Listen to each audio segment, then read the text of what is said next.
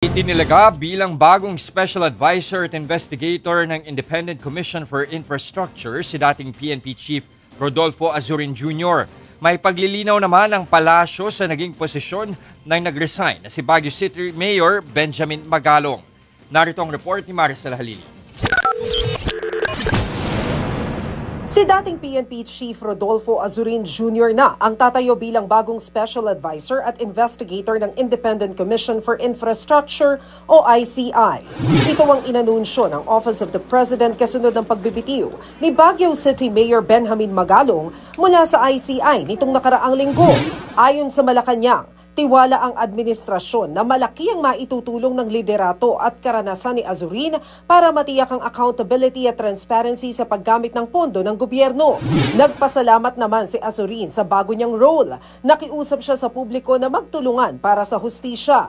Kasabay nito, pinasalamatan ni Pangulong Bongbong Marcos sa serbisyo at kontribusyon ni Mayor Magalong sa ICI. Importante umano ang kanyang integridad at kredibilidad sa kampanya ng gobyerno laban sa korupsyon. Ang kanya pong pagbibitaw bilang special advisor ay pinapanalangin naman po na hindi ito makakaapekto sa magiging trabaho ng ICI dahil kumpleto naman po ang ICI at nandun pa rin po ang integridad ng miyembro ng ICI at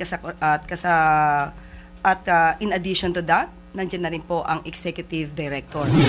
Ilang oras bago ang resignation ni Magalong, sinabi ni Yuse Castro na ipinag-utos ng Pangulo sa legal team na pag-aralan ang posisyon ni Magalong sa ICI. Paglilinaw ni Yuse Castro, walang inconsistency sa mga naging pahayag ng Malacanang.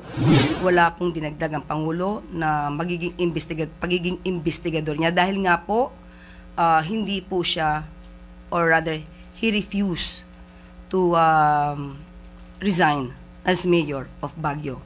So with that, nakita po ng Pangulo ang maaaring maging conflict at kaya po special advisor po ang kanyang ibinigay na magiging role ni Mayor Magalong. So wala po tayong nakikitang inconsistencies. Nagbabalita mula sa Frontline, Maricel Halili, News 5. Mga kapatid, ako po si Ruth Cabal. Dito tayo sa totoo, dito tayo sa True FM. Mag-follow at mag-subscribe din po kayo sa aming social media accounts at True Network PH. Diyan po yan sa aming X na dating Twitter, sa FB, sa Instagram, sa YouTube, sa TikTok at sa mga podcasts. At syempre, tutok din po kayo sa Signal True TV Channel 19.